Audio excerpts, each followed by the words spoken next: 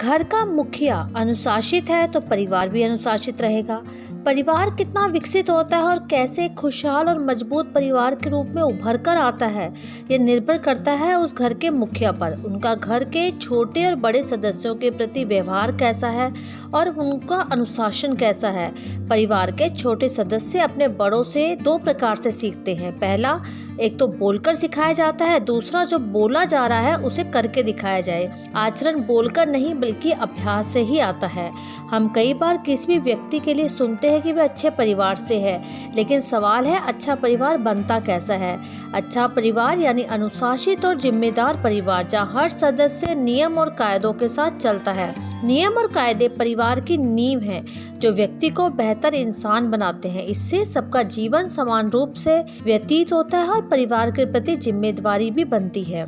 कुछ नियम जो हर एक के घर में होने ही चाहिए, जैसे एक वक्त का खाना हमेशा साथ खाना चाहिए।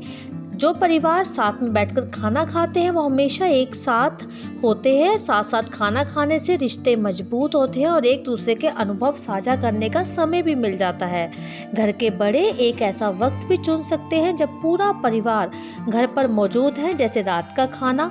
यह नियम होना चाहिए कि भोजन करते समय कोई अन्य कार्य ना करें, ना कि मोबाइल का इस्तेमाल या टीवी देखना। ये चीज़ें छोड़कर बातें आपस में कर सकते हैं। इसके अलावा प्रार्थना, इसमें बहुत ताकत है। जब हम प्रार्थना पूजा पाठ करते हैं तो अपने साथ साथ दूसरों के लिए भी प्रार्थना करते हैं।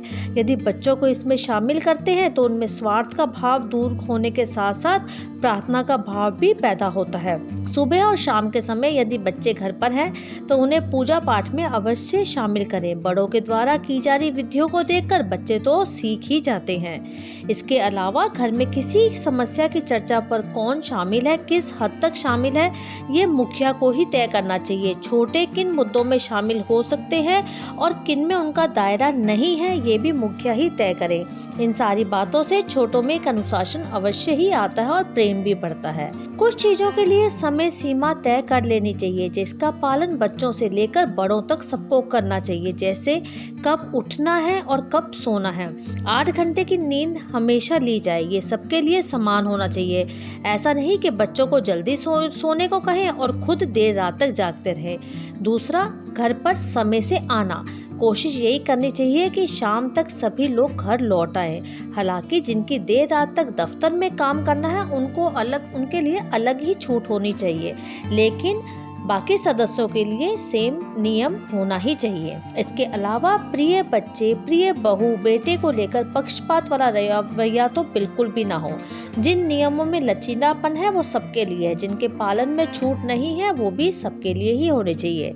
ऐसे सवालों पर घर के मुखिया को खुलकर बात भी करनी चाहिए और अपना पक्ष स्पष्ट रूप से बच्चों के सामने रखना चाहिए।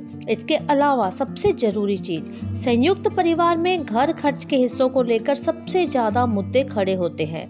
अगर परिवार में 2 बेटे हैं, एक की आय दूसरे की तुलना में कम है, तो इसे संतुलित करने की जिम्मेवारी मुखिया की है। जब घर खर्च को सदस्यों में बांटे तो फीसदी के हिसाब से तय करें, जैसे हर सदस्य को अपने आय का 5 या 10% देना है, तो ये तय करना भी मुखिया की ही जिम्मेवारी है, क्योंकि परिवार समाज की सबसे छोटी इकाई है।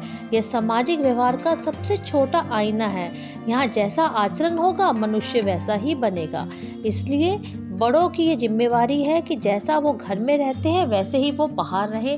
जैसा वो खुद कर रहे हैं और अपना एग्जाम्पल सेट कर रहे हैं, तो वैसा ही आपको अनुशासन बच्चों से भी अपने आप ही मिलेगा।